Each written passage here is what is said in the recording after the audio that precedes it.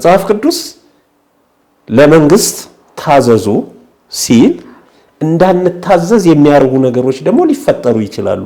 የሞራል ዝቅጠትን ጦርና ጋሻ እናንሳበት ወይ ነው የኔ ጥያቄ። የኢትዮጵያ ኦርቶዶክስ ተዋሕዶ ቤተክርስቲያንን ከፊት ለፊት ታስቀምጣላችሁና ምንድነው ምክንያታችሁ? ኢትዮጵያውያን የፈሪሃ እግዚአብሔር ስፒሪቱን ያገኘነው ከኢትዮጵያ ኦርቶዶክስ በድነናል ብሎ ይቅርታ እንዲጠይቅ ነው አስረግጣችሁ የምትናገሩት። በዚህ መሃል እኮ ስልጣን የሚባል ነገር አለ። ለስልጣን የሚሮጥ የፖለቲካ መስመር ያቺ የምትለማዋ ኢትዮጵያ ታይታዋለች ብዬ እኔ አላምንም።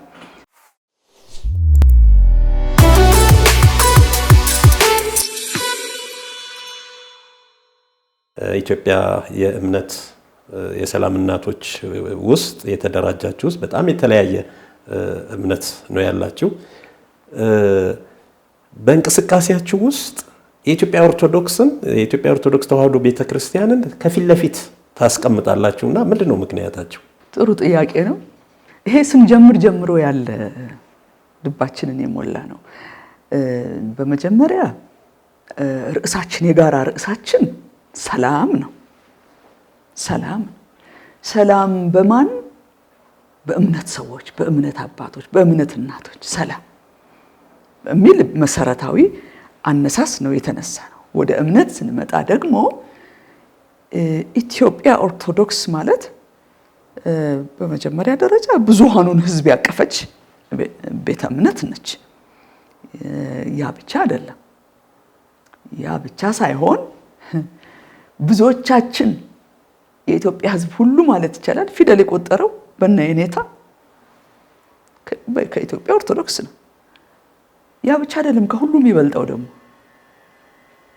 ኢትዮጵያውያን የፈሪሃ እግዚአብሔር ስፒሪቱን ያገኘነው ከኢትዮጵያ ኦርቶዶክስ ነው።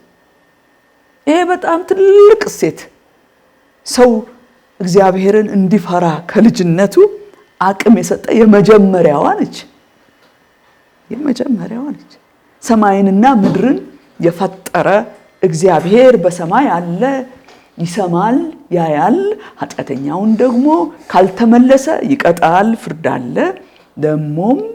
ደግሞ ከተመለሰ ደግሞ እግዚአብሔር ይረዳዋል፣ ይመራዋል፣ ጥበብ ይሆነዋል እያለ ያለው የፈሪሃ እግዚአብሔር አቅም ለዚህ ምድር እኮ የመጣው በኢትዮጵያ ኦርቶዶክስ።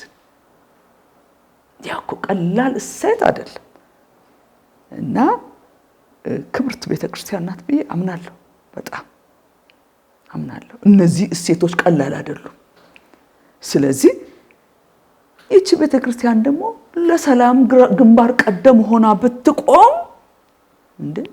ምን ያህሉ ሕዝብ ነው ወደ ሰላም ልቡና የሚመጣው? ምን ያህሉ ሕዝብ ነው ለሰላም የሚተባበረው? እና ለስነ ምግባርም እንደዚሁ ቀላል ያልሆነ ሕዝብ ነው። ስለዚህ እሷ ግንባር ቀደም ንቅናቄን ብትመራ ብለን ምናምናት ቤተክርስቲያን እሷ ነው የምንጠብቀውም።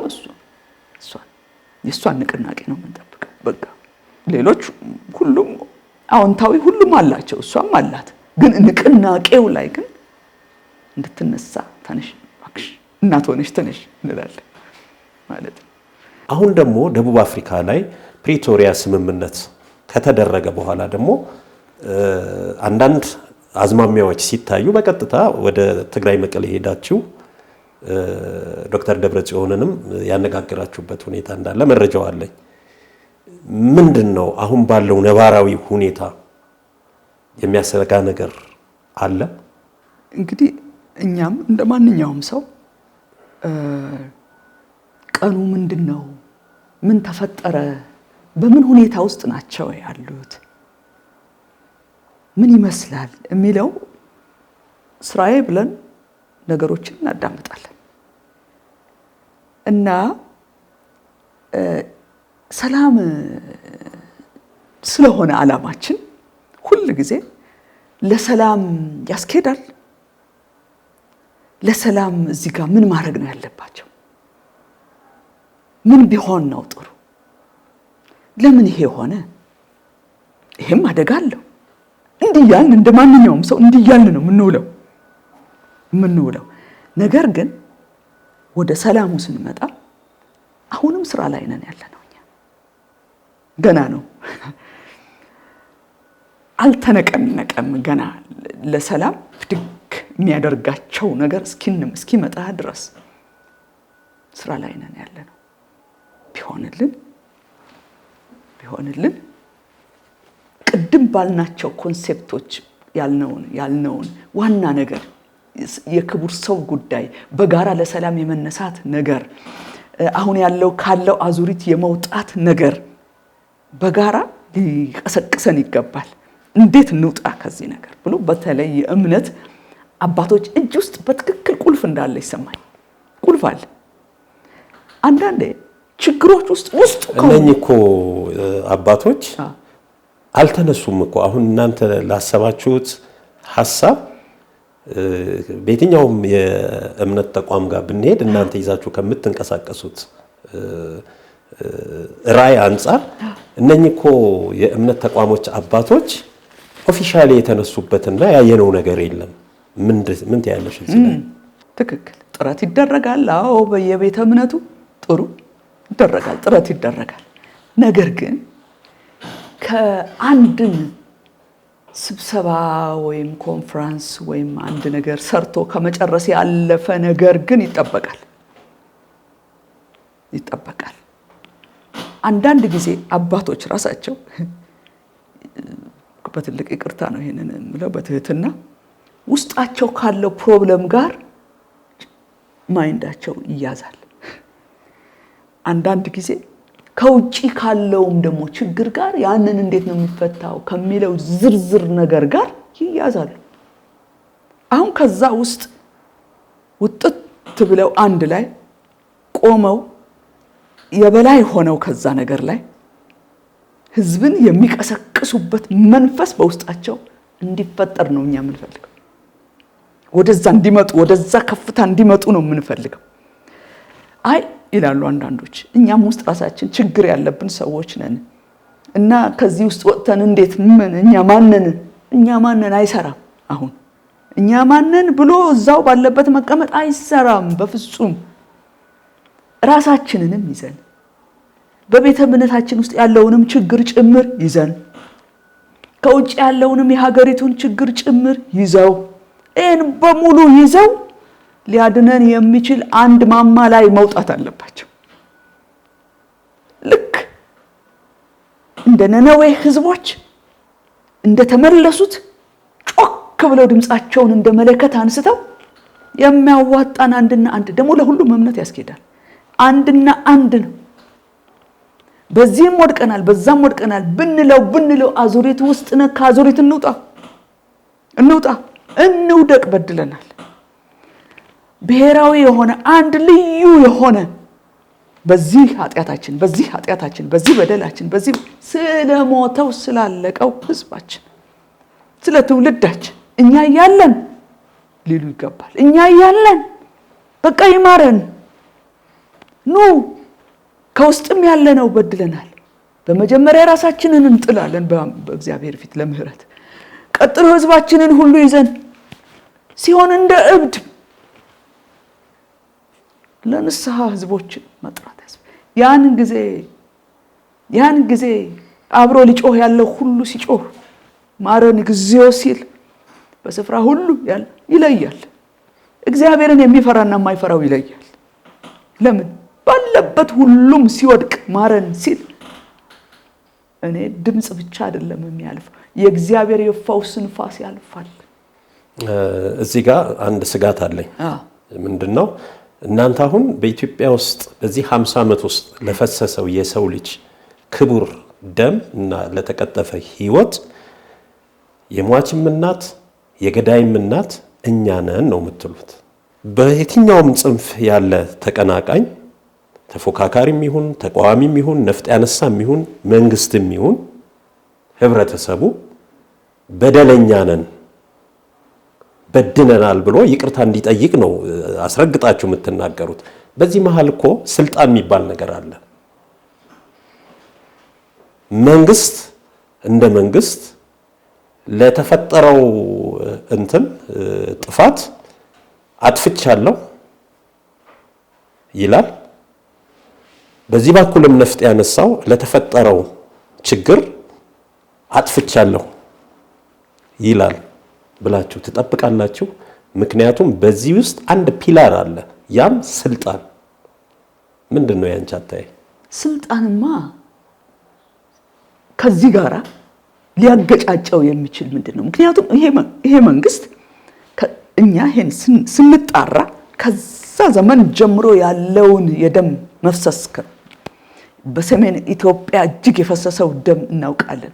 ከበፊት ጀምሮ ቀደም ካለ ጀምሮ ጦርነት ነው በእድሜያችን ሁሉ በተለያየ ታይም እየቆጠረ ይሄ አሳዛኝ ታሪክ ነው ያለን። ይሄ ብሔራዊ ንስሐ ከዚህ በፊት ሆኖ የማያውቅ በተለየ መልክ ተነስቶ መንግስትም ቆሞ ከዚህ በፊት ስለነበሩት ሁሉ ይዤ ወክዬ እኔም እንደማንኛውም ኢትዮጵያዊ ንስሐ ገባለሁ ቢል እሱን ብቻ ጥፋተኛ የሚያደርገው ነገር አለ እንዴ? ሁሉንም ነው፣ ሁላችንንም ነው። ያ ማለት ሌሎች ስልጣን ለሚፈልጉ በልንግዳው አንተም ስልጣንህን እስቲ ስጠኝ ማለት ነው እንዴ? አይደለም። ለኔ እንደሱ አይደለም የሚገባኝ እንዴ። በንስሐንማ ለፍላጎት መሸፈኛ ከሆነ አደጋ አለው።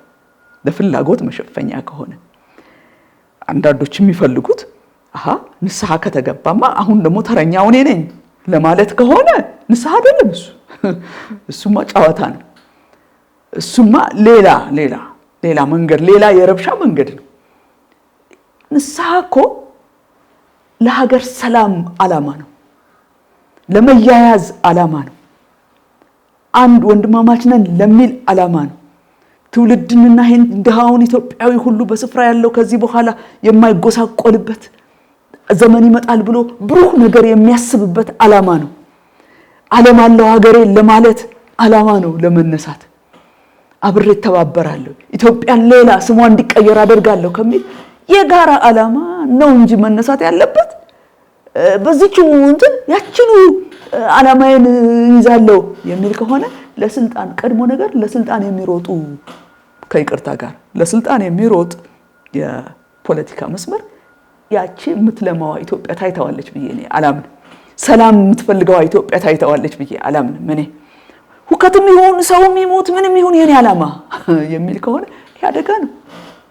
እንዴት ማስቀረት ይቻላል? አሁን ይሄን ቅድሚያ ለሰላም ይስጣ።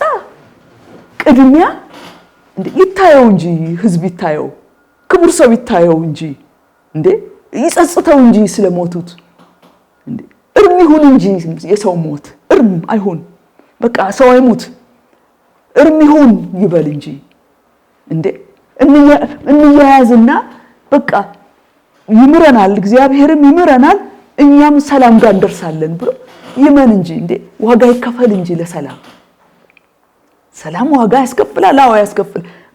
አይኑ ጋር መምጣት አለበት። ሰላም የሚታየው ሰው ይታየዋል። በመጀመሪያ ሰው ይታየዋል። ጦር ሳይሆን ሰው ነው የሚታየው። ህይወት የሚኖር ሰው፣ ያልበረገገ ሰው፣ የማይጮህ ሰው፣ የማያለቅስ በቃ የሆነ ሰው፣ ያመለጠ ሰው ይታየው። በቃ ስትሻገር ኢትዮጵያ ትታየው። ከዛ ሁሉም ይደርሳል እኮ ሌላው በኋላ ይደርሳል። መጀመሪያ ሰላም። እኔ በጣም ከማዝነው ነገር አንዱ ቅድም ያልከው የሰለጠኑ ሀገሮች ውስጥ ያሉ ኢትዮጵያውያን እዛ ሆነው ስለ ጋሻና ጦር ሲያስቡ ወይ ጉድ! መጽሐፍ ቅዱስ ኢትዮጵያዊነቱን አይለቅም የሚለው ይሄ ነው ማለት ነው። ሰላም ሀገር ውስጥ ቁጭ ብሎ እድገት ያለበት ሀገር ውስጥ ቁጭ ብሎ የሚያለማ ሀገሩን የለማ ሀገር ውስጥ እዛ እኮ ሳሩም እፎይ ብሏል፣ ውሃውም እፎይ ብሏል፣ አልባከንም። ምን አላለ? ሰላም እንግዲህ ሰው ልጅ ብቻ ሳይሆን እንስሳውም፣ እጽዋቱም፣ ዛፉም ምድሩም ይፈልጋል። አዎ እፎይ ባለበት ሀገር በል ያዘው ሂድ ብሎ ድሆች ምስኪኖች ለጦርነት እንዲማገዱ መላክ ማሰብ በራሱ ማሰብ መቻላቸው በጣም ለኔ ይገረማል። ምክክርሳ ደረቅ ምክክር ለምን አይኖርም? ደረቅ አይን አውጥቶ እንመካከር ማለት በቃ እኛ ሰላም ነው የምንፈልገው፣ ያረፈች ኢትዮጵያ ነው የምንፈልገው፣ ያልረፈ ትውልድ ነው የምንፈልገው። እንነጋገር። እዚህ ጋር ነው ችግሩ። አንድ ላይ ደግሞ ሀገራዊ እይታን ማዳበር፣ ኢትዮጵያዊ እይታን ማዳበር። ምንድነው ይሄንስ ሐሳባችሁን ይሄን ራዕያችሁን መንግስት እንዲቀበል እና በዚህ ውስጥ ተሳታፊ እንዲሆን የሄዳችሁበት መንገድ አለ? በእርግጥ እስካሁን ንቅናቄ ነው ይሄኛው። ይሄ አካሄድ ንቅናቄ ስለሆነ አሁንም በጣም የምንፈልገው ጉዳይ አለን። እንደውም በዚህ አጋጣሚ የምንፈልገው ጉዳይ ምንድነው? ይሄን ሰላም በትክክል ወደ ሰላም ለማምጣት ውጤቱ አመርቂ እንዲሆን ከእምነት አባቶችና ከዚህ ከፖለቲካው ዓለም እኛ መሀከል ስለሆንን ፖለቲካው ዓለምም አካሄዳችን ጤናማ መሆኑን እንዲያውቅልን ገና እየሰራን ያለ ስራ አለ። ብዙ የተለያየ ግሩፕ ስለሚነሳ ልዩ ልዩ ዓላማ ያለው ስለሚነሳ እኛ ከማንም ወገን ያልሆነ ግን ለጠቅላላ ለኢትዮጵያዊ እፎይታ ነው የኛ ዓላማ። እፎይታ ደግሞ ለመንግስት እንዲሆን ይጠቅመዋል። ደግሞ ለአባቶችም ግልግል ነው። አባቶችም ደግሞ እነዚህ አባቶች ማለት የለብንም እኛ ዝም ብለን እግዚአብሔር የሰጠን ስልጣን ነው የመንፈሳዊ ስልጣን። በነገራችሁ ላይ መንፈሳዊ ስልጣን መከበር አለበት። መንፈሳዊ ስልጣን አቅም ከሌለው አስፈሪ ነው። ፊውቸራችን ያስፈራል። መንፈሳዊ ስልጣን ግን በጤናማ መልክ እንዲወጣ ጤናማ እይታን ማቀበል እንፈልጋለን። ወቅቱ አስቸጋሪ ስለሆነ ያለንን ጤናማ እይታ ማቅረብ እንፈልጋለን። መጽሐፍ ዲቦራ ባርቅን አናግረዋለች። በርታ፣ አይዞ አለ እግዚአብሔር ካንተ ጋር አበረታታዋለች።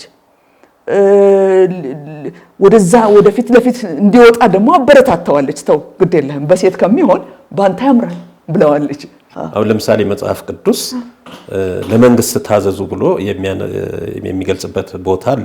ግን ይሄ ለመንግስት ታዘዙ ሲል ያ መንግስት በእኔ አረዳድ ስልጣን የመጣበት ስልጣን በእግዚአብሔር መንገድ ተመርጦ በሰዎች በአግባብ ከሆነ ያ የእግዚአብሔር ቃል የመጽሐፍ ቅዱስ ቃል ሊገዛን ይችላል ብዬ አስባለሁ። እዚህ ላይ ምን ትያለሽ? ትክክል። የእግዚአብሔር ቃል ለባለስልጣን ለመንግስት ተገዙ ይላል። ግን እንዳንገዛ ደግሞ የሚያደርጉ ቅድም የጠቀስኩልሽ ነጥቦች አሉ።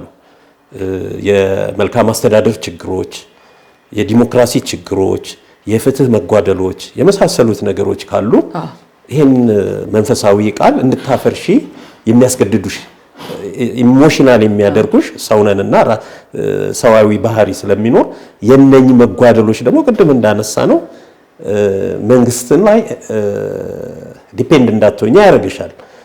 የነኚህ መጓደሎች ደግሞ በሌላ አነጋገር ደግሞ ለምንፈልገው የሰላም አካሄድ የራሱ ተግዳሮት ይኖረዋልና አይጋጭም። የማይጋጭበት ምክንያት ምንድነው?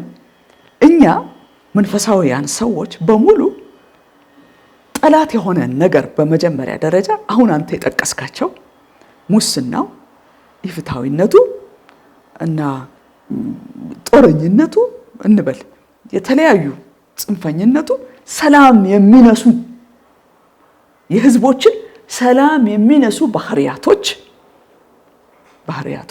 አንፈልጋቸውም።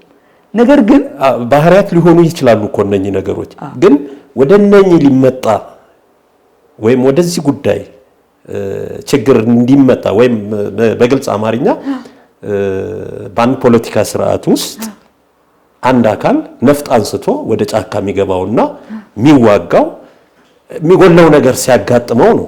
የተደላደሉ ነገሮች ካሉ ሁሉም ነገር ፍትሁ ከተሟላ ዲሞክራሲው ከተሟላ ያልናቸው ነገሮች የተደላደሉ ከሆነ ለምን ያነሳ ወይዘሮ መዓዛ ለማለት የፈለጉት መጽሐፍ ቅዱስ ለመንግስት ታዘዙ ሲል እንዳንታዘዝ የሚያርጉ ነገሮች ደግሞ ሊፈጠሩ ይችላሉ። ምክንያቱም መንግስት እንደ መንግስት ያለውን ኃላፊነት በአግባቡ መወጣት አለበት።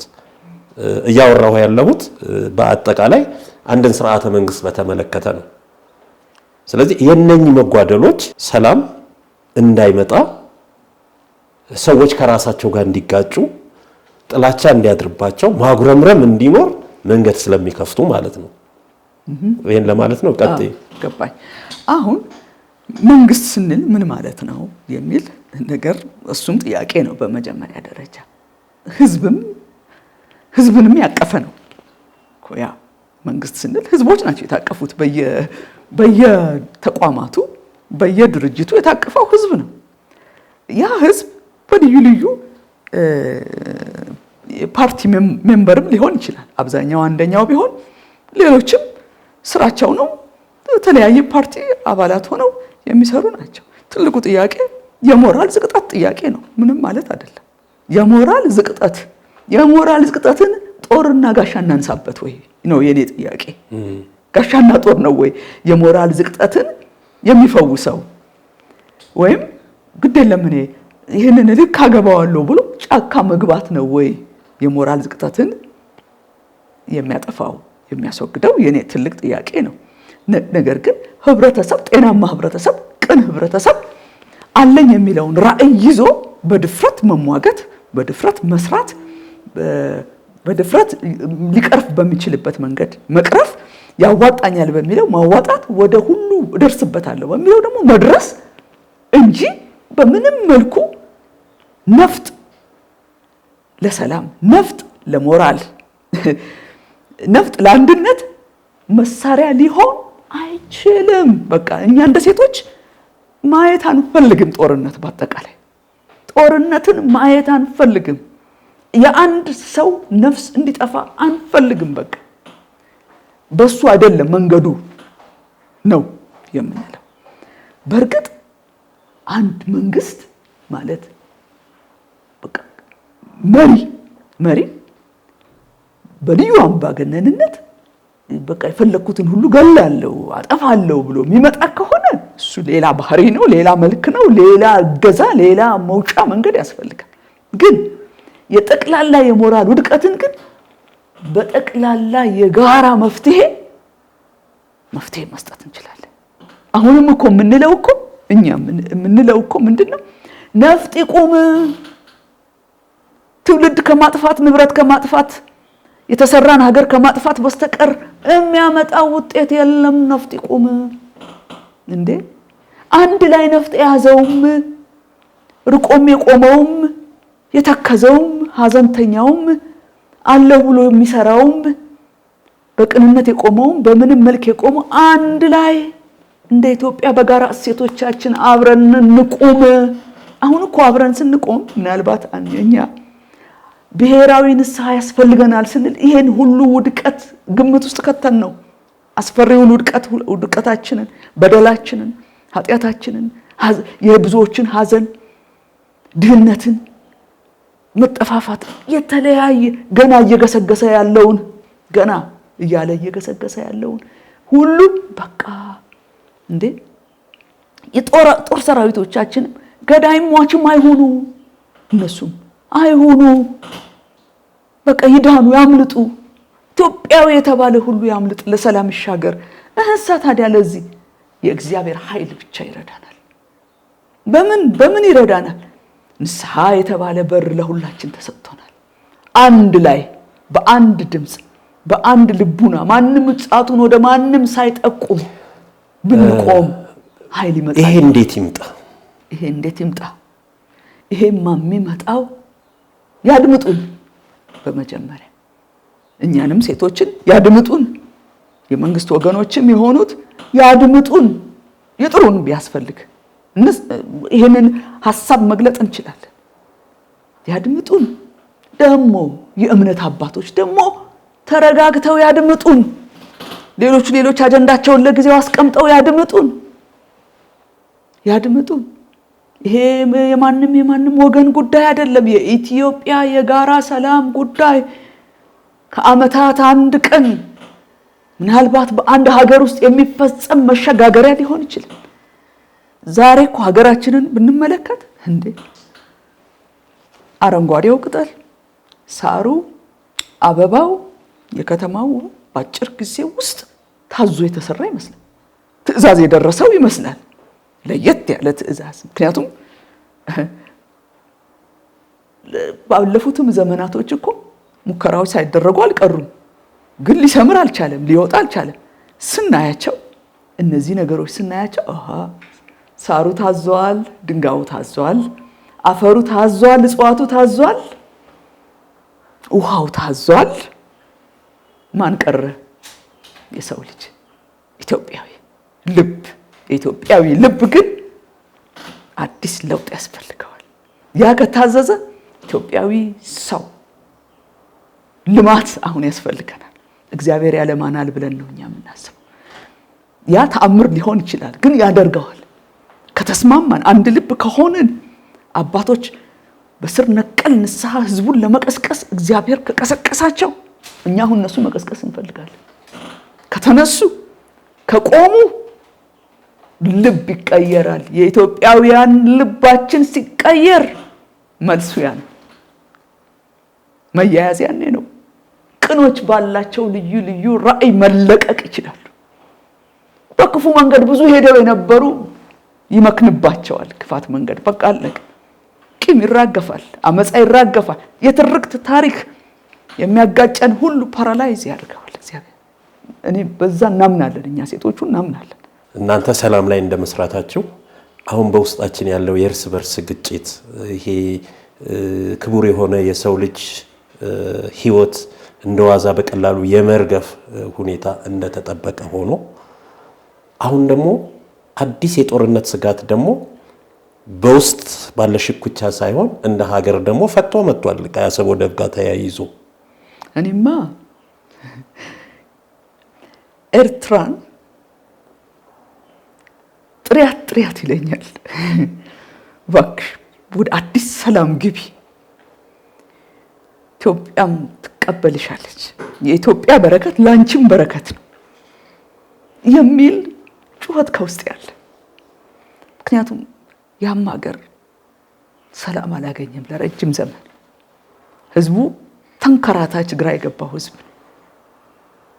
ሰውየውም ቢያርፍ የረፍት ዘመን ቢሆንለት እንጠራዋለን።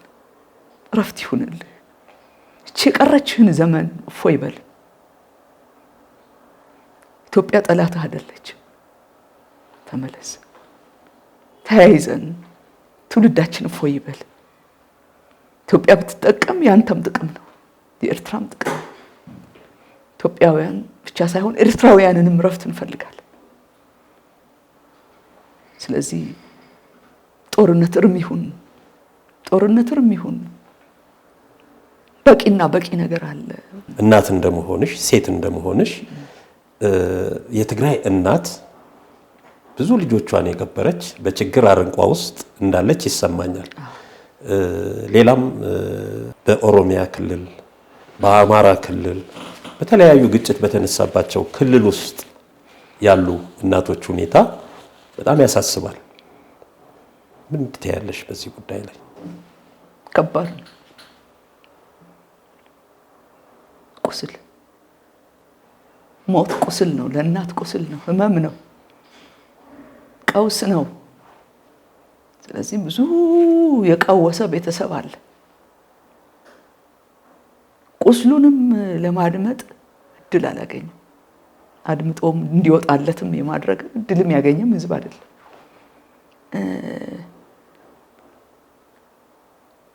ኢትዮጵያውያን የምናለቅስበት ጊዜ ያስፈልገናል። ሁላችን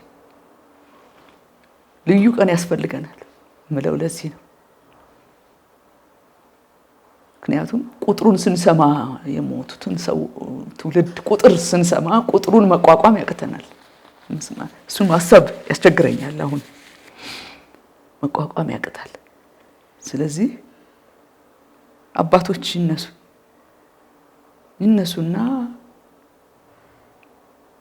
ይነሱና ኢትዮጵያውያን ስላለፈው ነገር በሙሉ ጠቅላላ ይዘን ወደ ሰላም ለመግባት የምናራግፍበት ጊዜ ይስጡን። በቃ እናራግፍ። ከዛ በኋላ እርስ በርስ የምንፈወስበት ነገር በመካከላችን ይኖራል። እነዚህንም እናቶች ወደምናጽናናበት እውነተኛ መጽናናት ውስጥ በጋራ መግባት ይቻላል። በጋራ ተያይዞ መጽናናት ይቻላል። ፈውስ ሲኖር ነው እኮ ሌላውን ማጽናናት የሚቻለው። ፈውስ ስንቀበል ነው። ስለዚህ ወደዚህ ወደ ፈውስ መንገድ አባቶች ተነስተው ያስገቡን። አሁን ያ ሳይደረግ እውነተኛ ምንወድቅበት የሰማይ አምላክ እግዚአብሔርን መበደላችን ታውቆን ይሄ በደል ከምንም በላይ ዳዊት ሲጸልይ አንተኑ ብቻ በደልሁ ይላል። ኢትዮጵያውያን በድለናል፣ እግዚአብሔርን በድለናል። መጀመሪያ ያን ስናራግፍ እርስ በርስ መጽናናት እንችላለን፣ እርስ በርስ መያያዝ እንችላለን፣ ማንሳት እንችላለን፣ የደቀቁትን መያዝ እንችላለን። አሁን ግን እውነተኛ ነገር ለልብ ለመድረስም አይቻልም። ፈውስ ከላይ እኮ ንፋስ ይመጣል። ፈውስ የሚያግዝ ንፋስ እኮ ይመጣል። ሀገር ስትወድቅ በአምላክ ፊት ስትወድቅ ቅዱስ ንፋስ ይመጣል እኮ ይረዳናል፣ ያነሳናል እኮ ይፈውሰናል። ያን ጊዜ ጠቃሚዎች ነው የምንሆነው። ሁላችንም ጠቃሚዎች እንሆናለን። ወንድ አንልም፣ ሴት አንልም፣ ጠቃሚዎች ያደርገናል። ወደዛ እንድንሻገር ነው። አሁን አባቶች ተነሱ፣ ቁርጠኛ ሁኑልን፣ አንዴ ድምጻችንን ስሙ፣ አንዴ ስሙ እንላለን። ስለዚህ ያንን ማሰብ ከባድ ነው። አሁን ከባድ ነው ማሰብ። አይተናቸዋል፣ አግኝተናቸዋል። ከባድ ነው። ስለዚህ አሁን ስለ ቦታ ስለ ሀገር የኔ ነው የዛ ነው እሱ አይረባንም። ላያችን ላይ ያለውን በሽታ ማራገፍ ነው በመጀመሪያ ደረጃ። ያ ከሆነ ሌላው መልክ ይይዛል የሚል እምነት ነው ያለን። እግዚአብሔር ይርዳን። በዚሁ አጋጣሚ ማስተላለፍ የምትፈልጊው መልእክት ካለ? እኛ እናቶች አንድና አንድ ብቸኛ መፍትሄ ኢትዮጵያ ያስፈልጋታል የምንለው ደግመን ደጋግመን ተናግረናል። ልዩ የሆነ ቀን ለኢትዮጵያ ያስፈልጋል። ልዩ ቀን ለኢትዮጵያ የንስሐ ቀን እንደ ነነዌ ነው የምንለው። ያን በሙሉ ልብና በሙሉ ንቅናቄ በሃይማኖት አባቶች መነሳት ይፈጸማል። ለዛ የሚሆን የበደላችን ፍሬ ሐሳብ አለ በእጃችን። ይሄ ነው ሲቀድም እኛ እናቶች የሟችም የገዳይም እናት ነን ብለናል። ራሳችንን አቅርበናል። አባቶችም በዚህ በኢትዮጵያ ጉዳይ እግዚአብሔር ለካ የሚጠብቀው እኛን ነው። ምድርም የምትጠብቀው እኛን ነው። ምንም ወደ ኋላ የሚያጠላልፍ ምክንያት ዋጋ አይኖረውም። ከዚህ ጊዜ የባሰ ጊዜ የለም። ለአስቴር ነው መጽሐፉ። በዚህ ጊዜ ችላ ብቲ አለ አጎቷ መርዶክዮስ የእስራኤል ሕዝብ ሞት በተፈረደበት ጊዜ በዚህ ጊዜ ችላ ብቲ ለኛ መድኃኒት አያጣም፣ ነገር ግን ወዮ ላንቺ ነው ያላት። ልክ አባቶች ከዚህ ጊዜ የባሰ ጊዜ የለም። ጥርት ባለ ልቡና፣ ቅን በሆነ ልቡና፣ መንፈሳዊ ኃይል ባለው ልቡና፣ እግዚአብሔርን በታመነ ልቡና ተነስተው አንድ ላይ ቆመው ኢትዮጵያ ኦርቶዶክስ እየመራች ሀገራዊ ንስሐን ማድረግ ቢቻል እንላለን። ሌላው ደግሞ ለመንግስት ወገን ደግሞ የምንለው ወገን ምንድነው? በደንብ ይሄንን ሐሳብ በመረዳት ለጋራ ሰላም ጠቃሚ ነው ለተባለው ነገር እነሱ ቀኝ እጃቸውን ሰጥተው ይሄን ንቅናቄ ሁሉም አሜን የሚልበት እንዲሆን እንጣራለን። ሁሉም አሜን የሚልበት ወገንተኛነት የሌለበት፣ ዘረኛነት የሌለበት፣ ምንም የግል ጥቅምና የግል ስም የሌለበት፣ ግን ሀገርን ከአንድ ሌላ ምዕራፍ ወደ ሌላ አዲስ ምዕራፍ የሚያሻግር እኛን የሚቀይር እኛን የሚለውጥ መንገድ ይህ ነው ብለናል። ስለዚህ ወገኖቼ ሁሉ በዚህ ሐሳብ ተስማምተን ብንቆም ፈውስ ከሰማይ ቅርብ ነው ብለን እናምናለን። ይህን እድል ስለሰጣችሁኝ እጅግ በጣም አመሰግናለሁ። እጅግ አድርጌ ወይዘሮ መዓዛ አመሰግናለሁ። ለሰላም ያለሽ ስሱ ልብ ምን እንደሚመስል ያሳየሽበት ገንቢ አስተያየቶች የሰጠሽበት ፕሮግራም ነው። ጥሪያችንን አክብረሽ በመገኘትሽ በድጋሚ ማመስገን እወዳለሁ። እግዚአብሔር ይስጥልኝ። ውድ የአርታይ ቲቪ ተመልካቾቻችን ከወይዘሮ መዓዛ በቀለ ጋር ያደረግነው ውይይት በዚሁ ተጠናቋል።